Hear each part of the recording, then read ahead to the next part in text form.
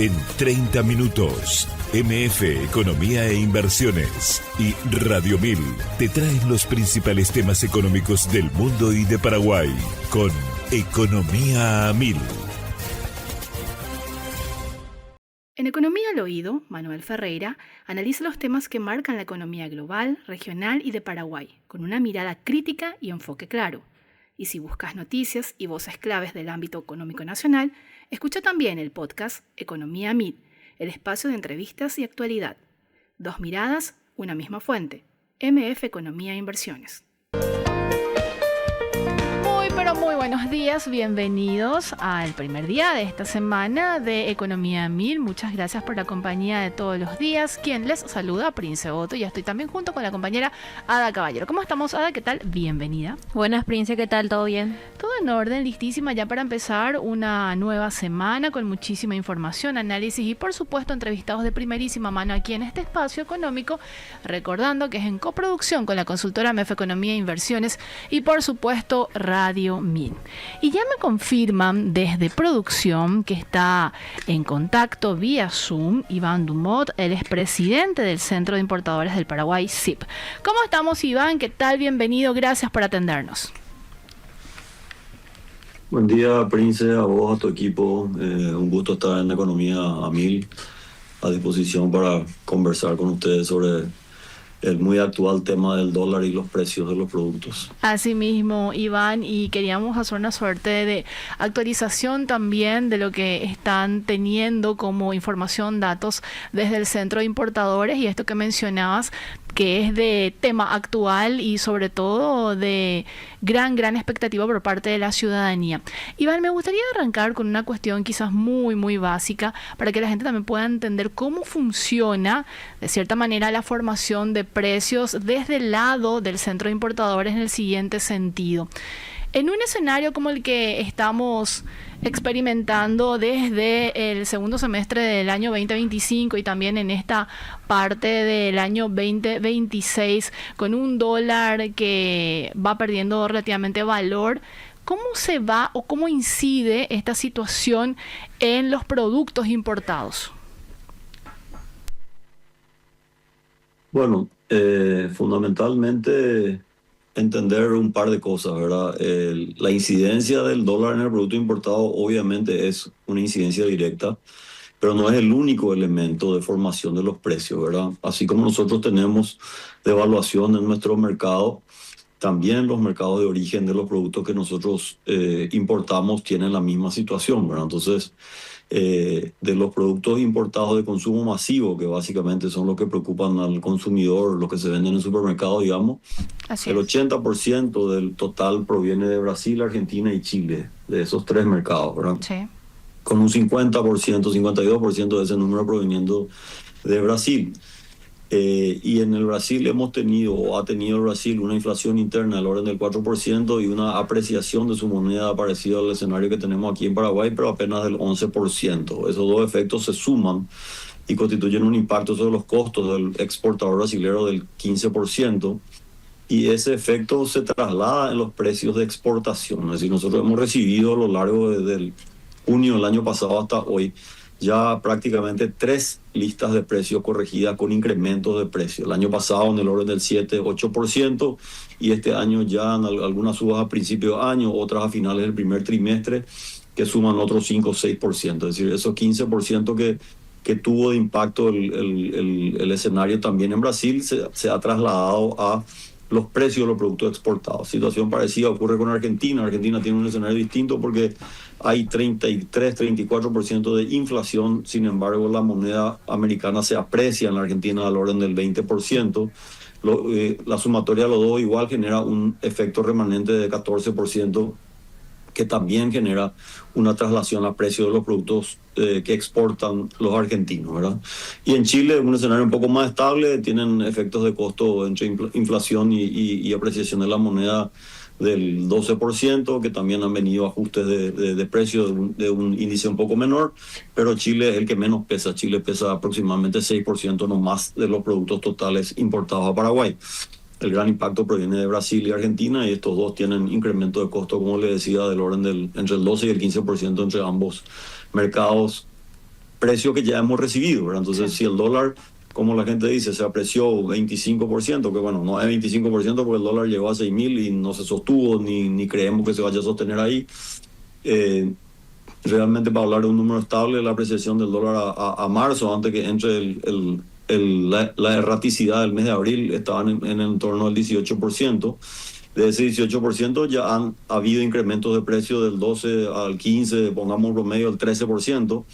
Entonces hay un remanente del 5% que sí es un beneficio que, por otro lado, está siendo trasladado en promociones de final de semana, ¿verdad? La gente dice, no bajamos los precios en la góndola. Bueno, pero esa es una realidad que nuestro mercado así lo exige, ¿verdad? No solamente en los supermercados, en la farmacia, en todos los canales comerciales. Hoy el consumidor no compra un producto que no tenga un cartel de oferta a la vista, ¿verdad? Entonces, la dinámica comercial del sistema hace que todos los descuentos y beneficios se trasladen a la oferta de final de semana, ¿verdad? Nosotros hemos hecho una medición, particularmente de los principales productos de consumo masivo del sector importado en supermercados, y en el último trimestre del año, de 92 días que tuvo el trimestre, exactamente, para no mentirte con el número, lo tengo por acá, 63 días han sido de efecto promocional o días con promociones, Sí. y apenas 29 fueron días sin promoción. Eso te lleva a que el 83% de la venta de ese periodo se hizo con efecto promocional, y promociones que van del 20 al 50% dependiendo del producto, lo que te da una promoción ponderada de 25%, descuentos del 25% ponderado a lo largo de todo el mes. Entonces, allí están los descuentos que el BCP o el gobierno o a veces los supermercados dicen no se trasladan al consumidor. No es cierto, si no se trasladaran al consumidor no estarían esas acciones de descuento de fines de semana que uno ve tan violentamente todos los fines de semana. Lo que el gobierno pretende ahora, y estamos trabajando, ya venimos implementando esto del mes de abril y se sigue con fuerza en el mes de mayo, es cambiar esa dinámica. En vez de descuento de final de semana, llevarlo a lo que se llama Everyday Low Price o precios bajos todos los días, para que el gobierno tenga una manera más fácil de medir ese impacto, para que el BCP lo pueda registrar de una manera más directa, y para que los supermercados, que les molesta un poco la cantidad de trabajo administrativo que esto lleva, tengan la vida más fácil. Pero a nuestro entender el consumidor no va a ser beneficiado por este modelo, ¿verdad? El consumidor es muy inteligente y aprecia mucho estos sistemas de descuento, lo suma a su beneficio de tarjeta de crédito, a su punto de fidelidad, a un montón de otras cosas, y saca muy buen provecho de estas acciones comerciales, ¿verdad? Así que estamos en esa dinámica. Los precios están realmente ahí, y lo indica el propio índice de precios del consumidor de productos importados que mide el BCP, que a marzo determina que ese índice ya ha tenido una reducción de 7% durante este año. Y tampoco es cierto que los precios de los productos importados hayan acompañado la evolución del dólar, así como ocurrió tan drásticamente el año pasado. El año pasado el dólar subió allá por mayo, junio hasta 8.000. Sí. Eso es un incremento de 10%, y los productos importados no subieron más que el 6%. Es decir, nadie creía en una moneda de 8.000 y nadie se arriesga a transmitir a precio algo que es irreal, y que con la gran competencia y la dinámica comercial muy fuerte que existe te puede desposicionar en precios y hace que uno pierda mucho volumen, ¿verdad? Entonces, no se transmitieron los precios a esa velocidad, como sí ocurre con el petróleo y con otros elementos en donde la transmisión de precios es más rápida y más directa.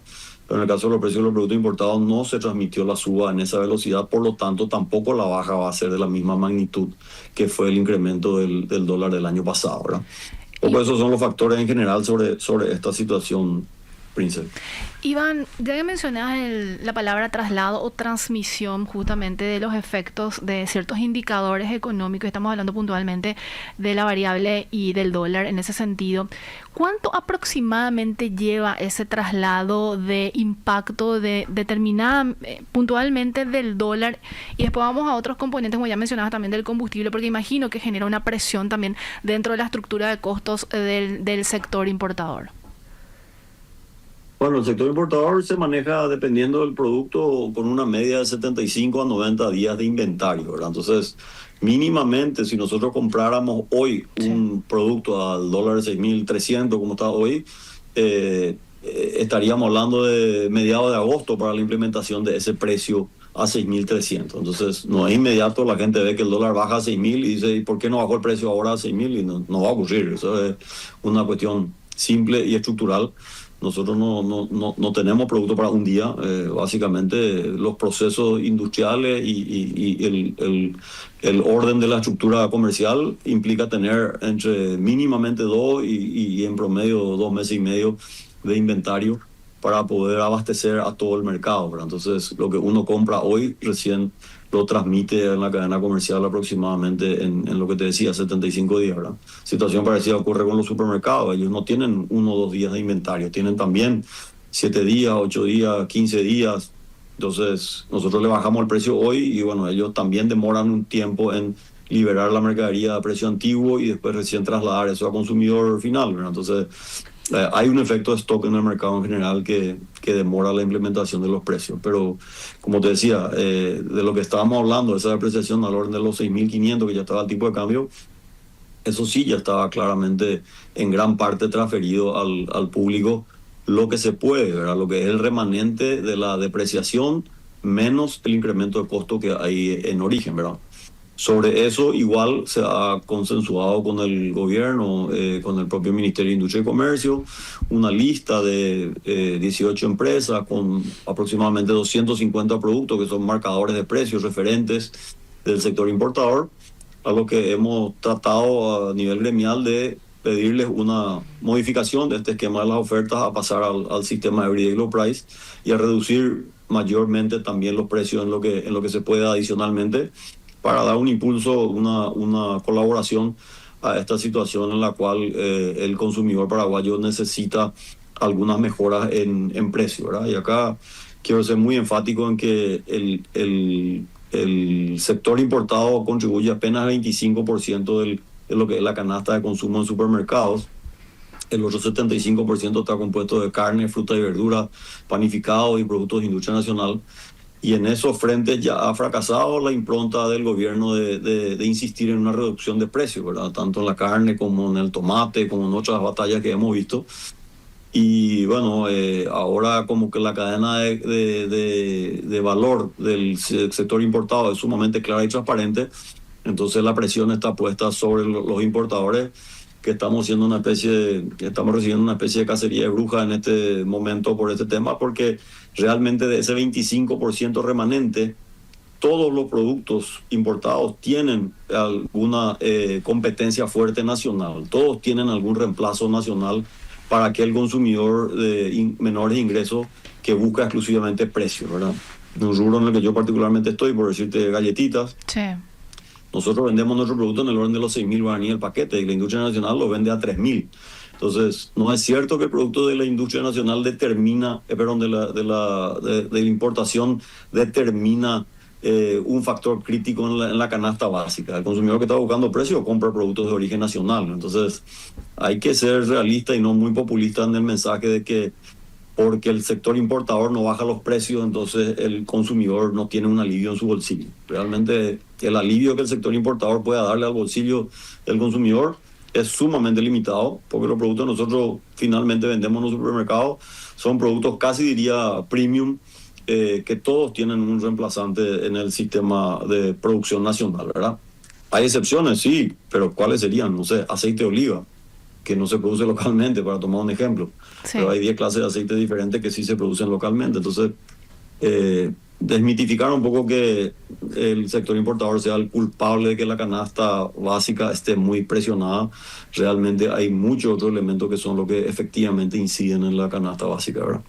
Parafraseándote, Iván, en el sentido de cacería de brujas, ¿por qué consideran desde el sector importador que está sucediendo esta situación y que los dardos de alguna manera están apuntados hacia ustedes? ¿Hubo una conversación previa también en ese mismo sentido de tratar un poco de poner claridad en el escenario e incluso algún tipo de visos de propuesta, además de lo que ya mencionabas, de tratar de hacerlo, las promociones que se hagan de manera diaria y no al final de la semana? Sí, por lo que te decía, ¿verdad? Creo que el gobierno ha hecho mucho esfuerzo en tratar de controlar precios de productos que sí son muy pesados en la canasta del consumidor, como el caso de la carne y la fruta y verdura. Eso no ha resultado positivamente. Entonces, de alguna manera se traslada esa impronta hacia el sector importador, porque es el más fácil de atacar, ¿verdad? En el caso de la industria nacional, por ejemplo, que también colabora mucho en lo que es la canasta básica, la estructura de costos es más difícil de medir porque hay componente nacional, hay componente importado, entonces en cada caso es diferente. En cambio, en el sector importador es un poco todo más transparente y todo más fácil de identificar, entonces la presión viene hacia nosotros, pero sin la objetividad que debería primar, que es este relato que yo te digo, ¿verdad? No es que el 20% o el 18% de la depreciación es un sobremargen para los importadores, no es cierto. Si así fuera, y si nosotros estuviéramos vendiendo los productos más caros de lo que debe ser, el contrabando se estaría paseando horrondamente por todo el país, ¿verdad? Acá el contrabando entra por donde quiere y se pasea por donde se le antoja. No hay límites o barreras reales a ese proceso. Entonces nosotros no podemos forzar precios por arriba de lo que realmente los productos valen, ¿verdad? Porque si no, básicamente perdemos competitividad con mercados cercanos como Argentina y Brasil, y el contrabando hace la diferencia, ¿verdad? Entonces, esa es la mejor prueba de que nosotros no estamos generando un sobremargen ni inflando los precios de manera artificial, ¿verdad? Ahora, ¿por qué solamente al sector importado? Y bueno, porque también algunos supermercadistas, y acá no hablo de la Capazo en general, creo que con la Capazo tenemos un diálogo muy claro y muy franco respecto a qué hay que hacer y qué no. Acá hay algunos supermercadistas en particular que se valen de su cargo en el sector gremial para tratar de llevar agua a su molino, o mejor dicho, para llevar plata a su bolsillo, haciéndose pasar por grandes gestores de la necesidad del consumidor final, ¿verdad? Cuando que realmente ese no es el objetivo que persiguen. Entonces asusan también al gobierno a meter mano en estos procesos, y este es un proceso donde realmente nosotros no tenemos nada que ocultar. Siempre hemos colaborado en estos procesos. El año pasado se acordó con el sector, con la Capazu, una reducción de precios a final de año en el cual el importador ponía 2/3 del esfuerzo y el supermercadismo 1/3, y se hizo eso para las fiestas de manera exitosa.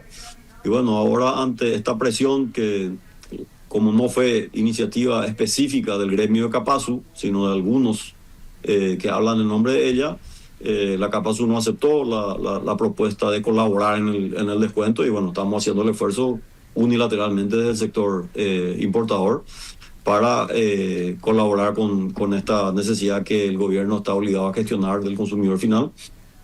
Y bueno, los supermercados están aportando en el sentido de trasladar esto a precio lo más rápido posible y no exigir el reconocimiento de su inventario viejo, para que el consumidor vea reflejada esta oferta de la manera más rápida posible. Estamos haciendo una medición de ese efecto, y bueno, en las principales cadenas ya está el 75, el 65% de las ofertas implementadas, y bueno, en la próxima semana yo creo que eso llegará ya al 100% de la implementación. Iván, ¿cuáles son las perspectivas de aquí para adelante? Si bien el dólar es una variable económica casi imposible de predecir, porque obviamente juegan tanto cuestiones internas como muy por encima también las cuestiones externas. ¿Qué es lo que esperan de aquí a unos meses en materia también de la dinámica de la divisa? Excelente pregunta, Prince. La verdad, nosotros comulgamos un poco con la hipótesis de César Barreto, ex ministro de Hacienda, que en una presentación de DENDE fue muy enfático al marcar que en el momento en que el dólar se disparó a 8.000, no solo el Banco Central intervino específicamente en la compraventa de divisas en el mercado, sí, sino que también en la fijación de tasas de la política monetaria, tanto moneda nacional como moneda extranjera. Y esos dos efectos generaron un efecto casi de sequía de guaraníes en su momento en el mercado, y eso generó una depreciación muy acelerada del dólar en nuestro mercado, muy superior a lo que es la media de la región, ¿verdad? La región, América Latina, digamos, en promedio tiene depreciaciones del orden del 10 al 12%, y nosotros estamos por encima del 20%. Y eso por primera vez le escuché al BCP admitir hace poco de que no es solamente un efecto internacional como venían diciendo en los últimos meses, y que hay efectos internos relevantes. Entonces creemos que es momento que el BCP tome otra política, y no solamente en la intervención en la compra-venta, sino que en la revisión de esta política de tasas de interés, y también que el gobierno en general mire un poco otras acciones, ¿verdad? La colocación de deuda en guaraníes, que lo viene haciendo el gobierno del año pasado y también a inicio de este año, si bien disminuye mucho la porción de deuda en guaraníes versus la deuda en dólares, y también al tipo de cambio actual reduce el impacto del interés, digamos, o del riesgo de tipo de cambio sobre la deuda. Por otro lado, esto genera una sobreoferta de dólares en el mercado, ¿verdad? Entonces, entran dólares para comprar esos bonos soberanos en guaraníes y eso genera una sobreoferta de dólares, así como la liquidación de las exportaciones que característicamente todos los años en esta época entran en grandes cantidades. Entonces, es probable que este efecto dure hasta junio y que recién en el segundo semestre, como históricamente se suele dar por el incremento de las importaciones que se dan en ese periodo, sí, el dólar empieza a tener una tendencia al alza, ¿verdad? Dende pronostica un dólar promedio de 6.350 a 6.450. Eso indicaría un dólar de 6.700 a 6.800 a final de año. Y con esa hipótesis nosotros comulgamos, ¿verdad? Creemos que por ahí deberían estar las cosas si se maneja de una manera un poco más ordenada el proceso, ¿verdad? Iván, finalmente, para dejarte seguir y agradecerte muchísimo el tiempo, la predisposición, ¿cómo se ha venido comportando el nivel de las importaciones en lo que va de este año 2026 con respecto al mismo periodo quizás también del año 2025? ¿Cómo lo están viendo? Y también hacerte la pregunta anexa, las perspectivas para lo que resta de este año. Bueno, el primer trimestre tuvo un crecimiento de aproximadamente 7% en cuanto a importaciones totales. Sí. Eso no se vio reflejado en ventas, para ser muy transparentes. Las ventas estuvieron más lentas de lo esperado. De hecho, algunos indicadores que ya se van publicando el primer trimestre indican una menor velocidad de crecimiento en el sector supermercadismo, en el sector de grandes tiendas de shoppings y otros que son los que determinan un poco la velocidad de la economía. Lo cual hará que esa importación del primer trimestre genere algo de sobrestock y probablemente el segundo trimestre tenga un menor ritmo de importaciones para compensar esos niveles de inventario que quedaron altos, ¿verdad?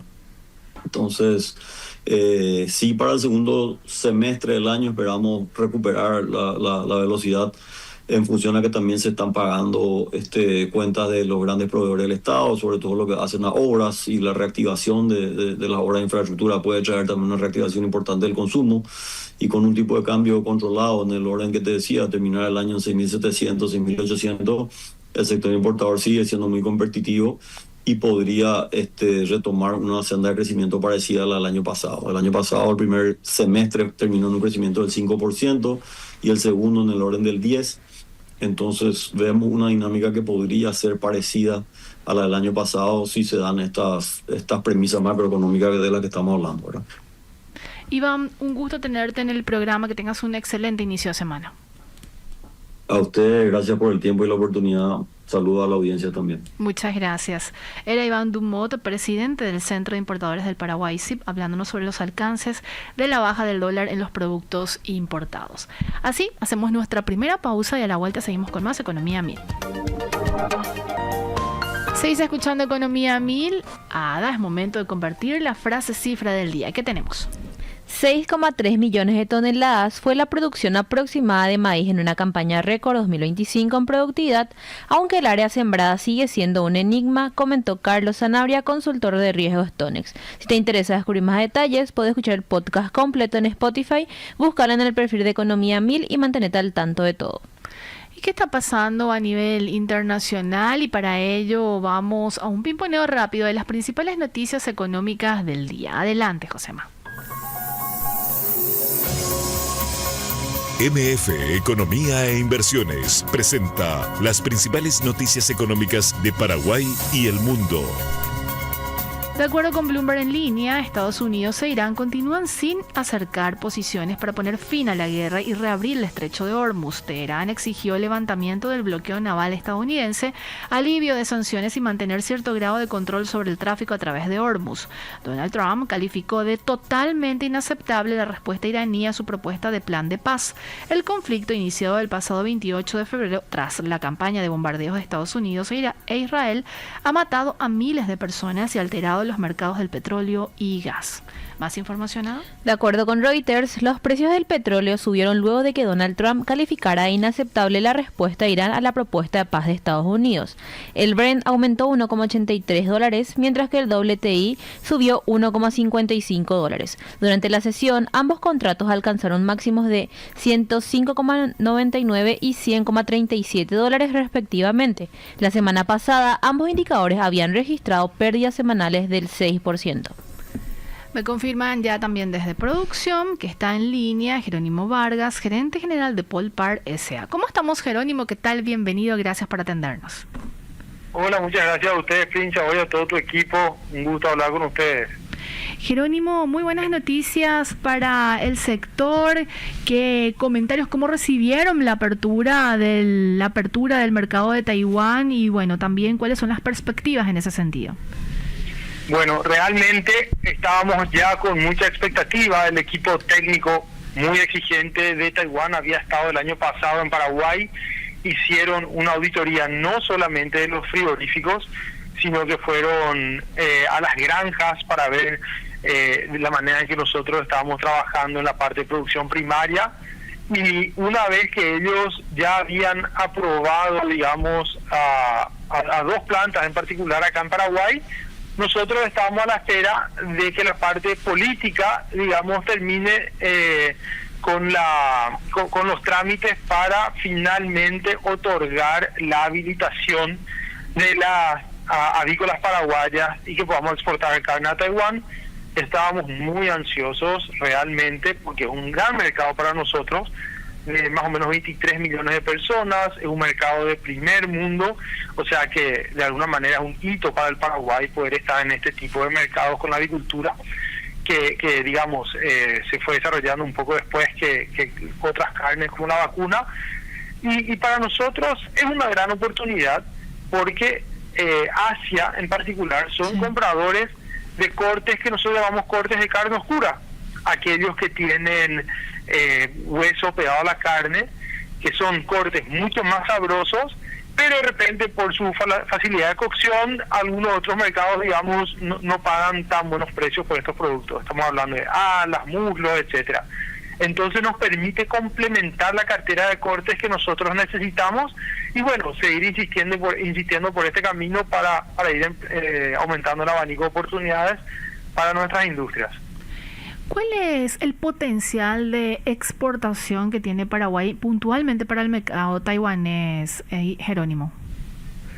Es un poquitito variable porque depende muy particularmente de los otros proveedores de Taiwán también.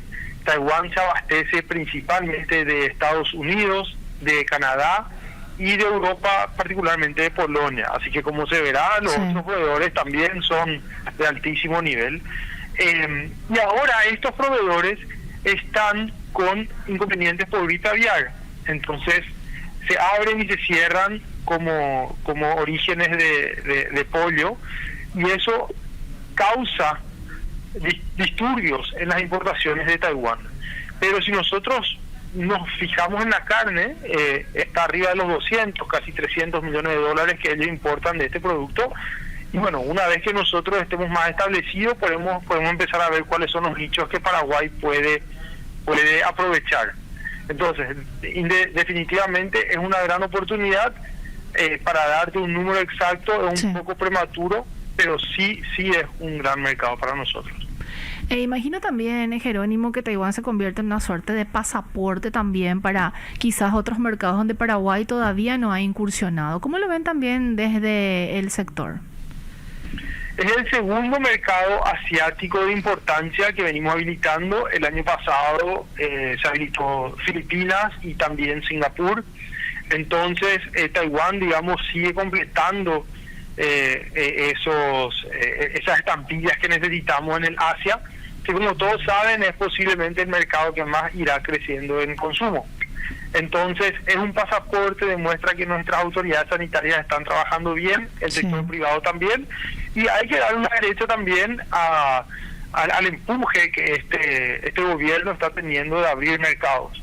creemos que ese ha sido el foco o la plataforma sobre la que se está basando este gobierno y estamos viendo resultados, ¿verdad? Eso es muy positivo.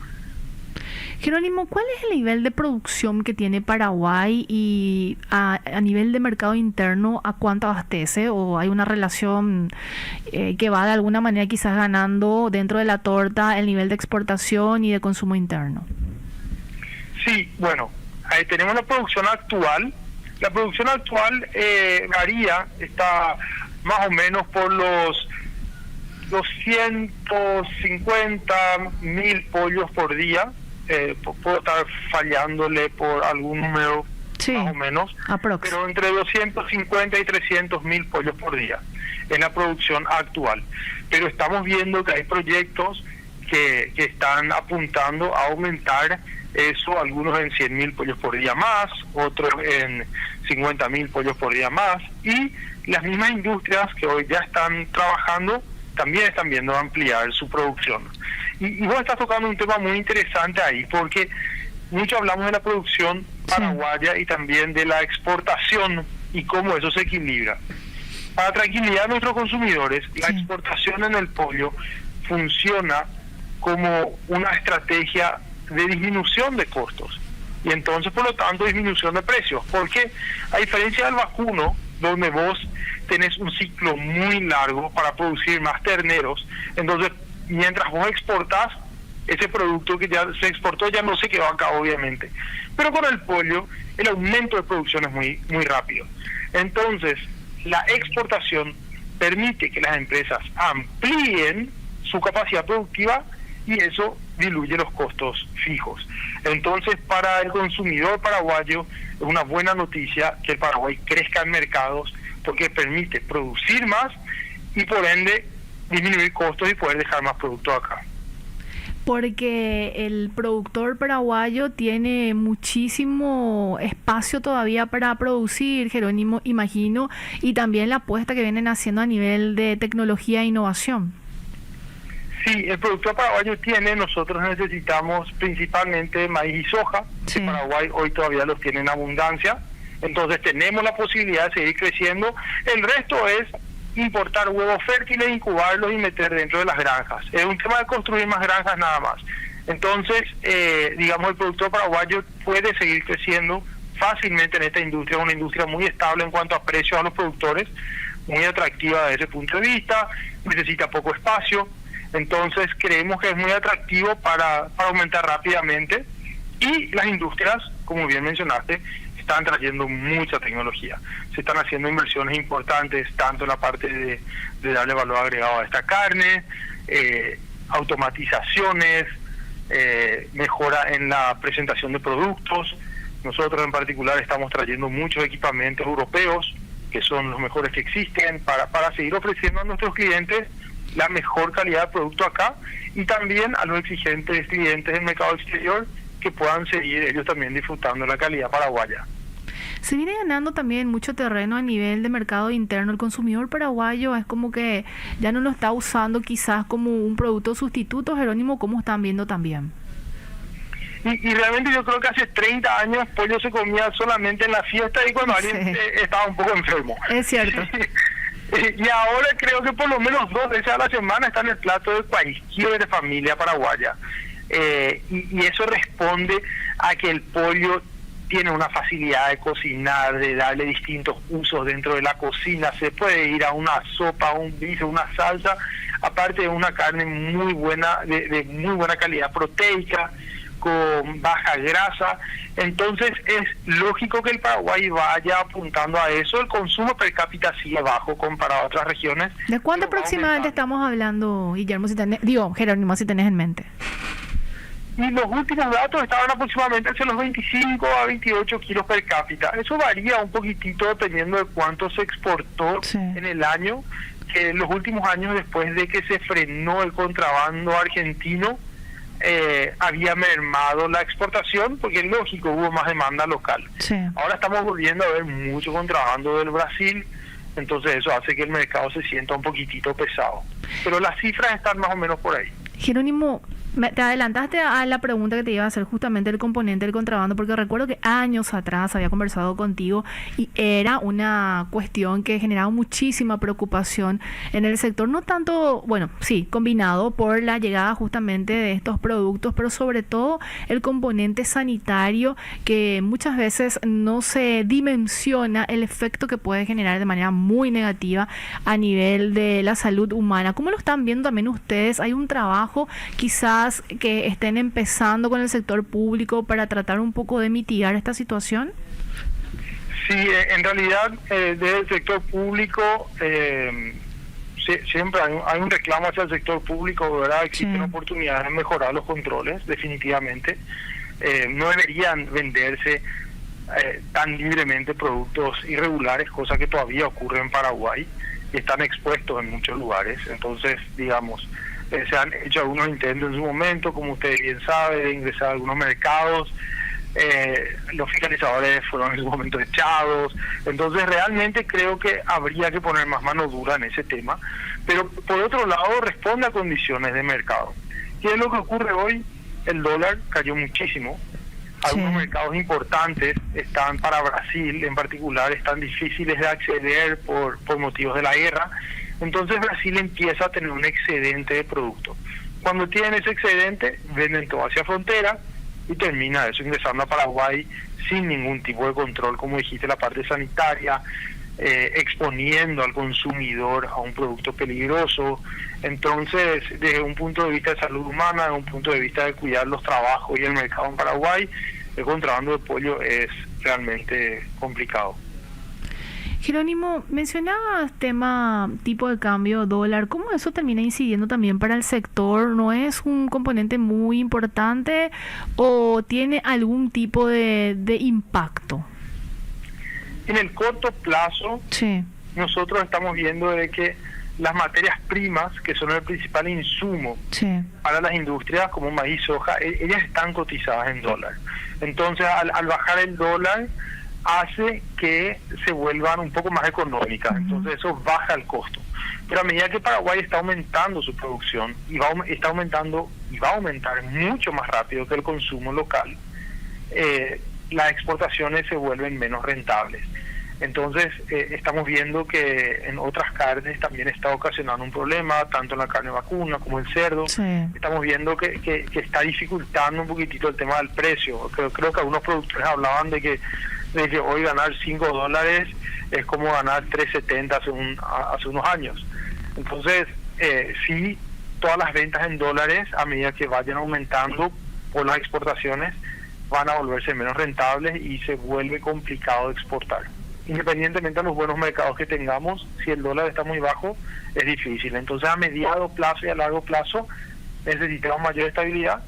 Pero como ahora casi todo el producto se queda en el mercado local, termina funcionando como, digamos, si bien vemos que el precio está bajando en el mercado local del pollo, también los costos están acompañando un poquitito por la baja del dólar. ¿Y el componente combustible tiene alguna incidencia también importante o cómo es que se va mitigando con lo que mencionabas del dólar? Estamos viendo que sí, es un problema. La industria avícola es posiblemente de todas las carnes la que más depende de logística terrestre, porque el maíz, la soja, las vitaminas, etcétera, van a una planta balanceado, de ahí se distribuyen a muchas granjas y de ahí los pollos tienen que volver, también hay entrega de pollitos. Entonces es está muy cargada de logística la cadena. Y obviamente cuando vemos este tipo de aumento de combustible, también eso exige un mayor pago al componente flete o los fleteros y sí, termina pesando en el balance. Jerónimo, reflexiones finales y agradecerte muchísimo tu tiempo. Sí, que creo que en general podemos decir que el sector público está haciendo un esfuerzo importante por mejorar la industria avícola. Sabemos que hay mucho por hacer, pero tampoco se puede lograr eso en un tiempo muy corto. Realmente ha habido un empuje de la parte avícola ya, inclusive desde hace 2 gobiernos, y creo que este gobierno está tratando de continuar por ese camino y haciendo nuevos esfuerzos en cuanto a habilitación de mercado.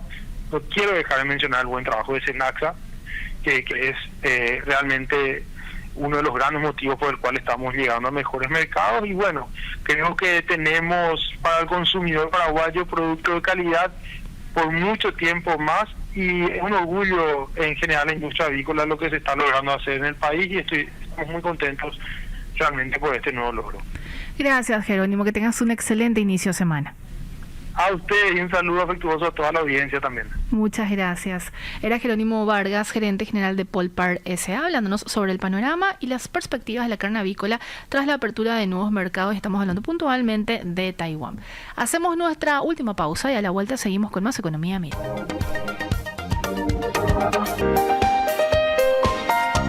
Seguimos compartiendo información económica de lo que está pasando a nivel internacional y obviamente también regional, y vamos aterrizando ya a Paraguay en algún momento. Ada, ¿qué tenemos?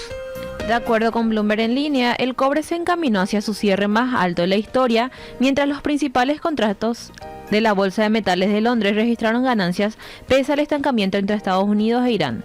El metal subió hasta 1,3%, alcanzando $13.750 la tonelada, su precio intradía más alto desde el 29 de enero, cuando los valores superaron los $14.500. El cobre acumula un incremento cercano al 10% desde finales de 2025, impulsado por señales de escasez de oferta y disminución de inventarios en China. Siempre con Bloomberg en línea, Scott Bessent aumentó la presión sobre Japón ante el riesgo de contagio de la volatilidad de los bonos japoneses hacia los bonos del Tesoro estadounidense. Durante una reunión en Davos con la ministra de Finanzas japonesa, Satsuki Katayama, el secretario de Tesoro expresó preocupación por el impacto de las políticas fiscales y monetarias japonesas sobre los rendimientos estadounidenses.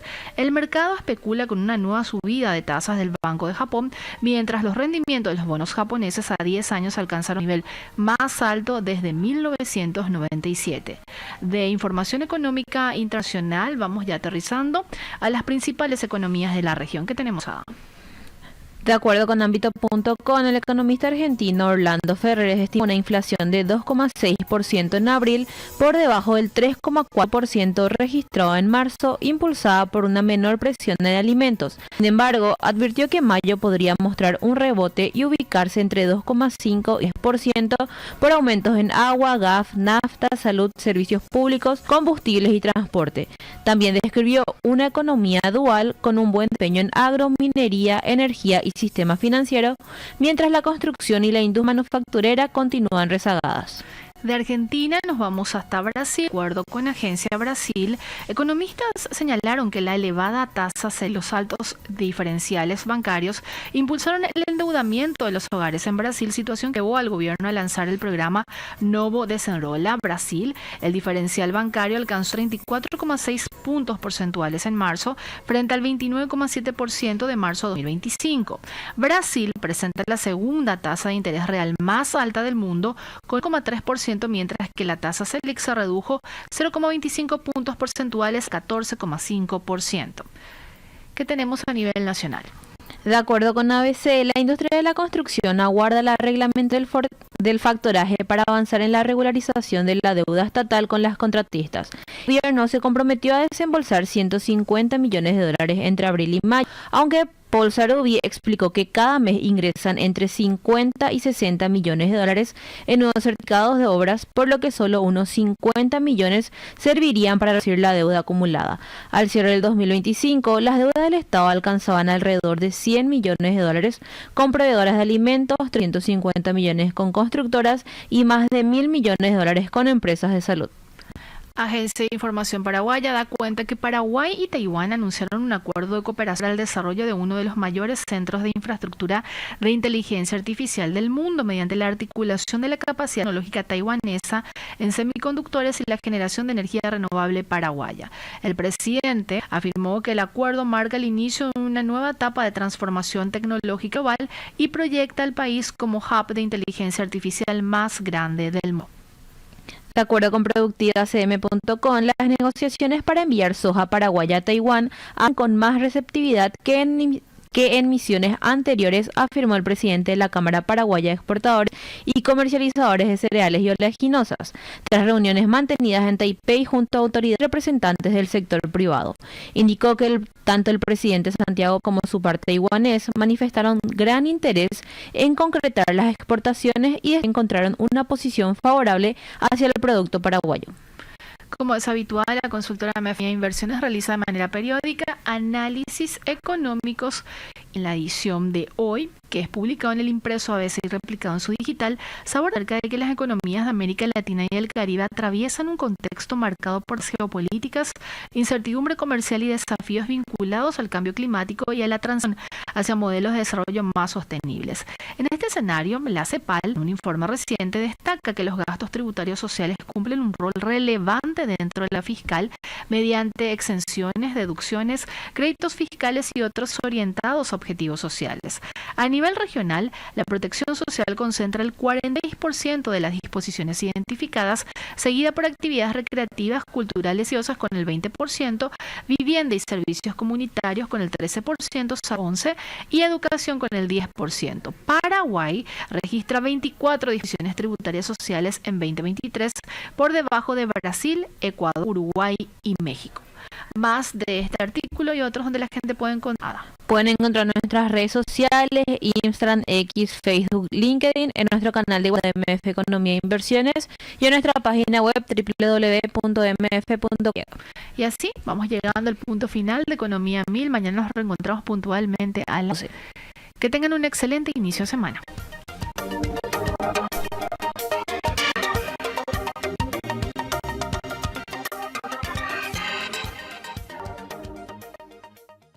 En Economía al Oído, Manuel Ferreira analiza los temas que marcan la economía global, regional y de Paraguay, con una mirada crítica y enfoque claro. Y si buscas noticias y voces claves del ámbito económico nacional, escucha también el podcast Economía 1000, el espacio de entrevistas y actualidad. Dos miradas, una misma fuente. MF Economía e Inversiones.